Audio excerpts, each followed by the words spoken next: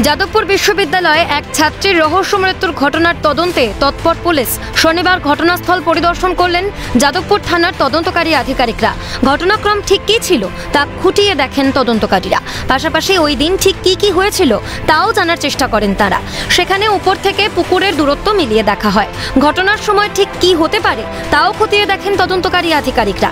সেখানে magnifying glass দিয়ে হাতের ছাপ, পায়ের ছাপ সহ বিভিন্ন জায়গায় খতিয়ে দেখা হয়। প্রায় 25 মিনিট ধরে সমস্ত কিছু পুঙ্খানুপুঙ্খভাবে খতিয়ে দেখার পর যাদবপুর বিশ্ববিদ্যালয় থেকে বেরিয়ে যান তদন্তকারী আধিকারিকরা।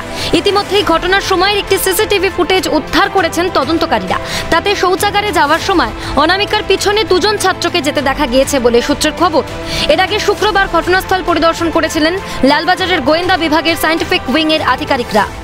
ইতিমধ্যে পুলিশের কাছে কিন্তু একটা সিসিটিভি কিন্তু তারা উদ্ধার করতে পেরেছেন এবং সেই সিসিটিভি ফুটেজে যেটা দেখা গেল যে অনামিকা যখন গিয়েছিলেন তার পিছনে কিন্তু আরও দুজন ছাত্র গিয়েছিল, এরকম একটা সিসিটিভিতে তারা খুঁটিয়ে দেখতে পেরেছেন এবং তার পরিপ্রেক্ষিতে সেই ঘটনাক্রমে কি হতে পারে সেই সমস্ত দিক একদিকে খুঁটিয়ে তারা দেখছেন।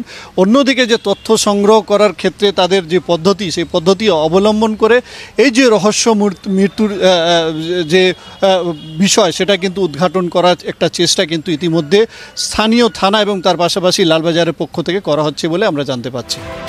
পুলিশের এই সক্রিয়তায় ঘটনার তদন্তে আগামী দিনে আর কি তথ্য উঠে আসে সেটাই এখন দেখার। ক্যামেরা অপূর্ব দেবনাথের সঙ্গে খালিদ জামাল, ক্যালকাটা নিউজ, কলকাতা।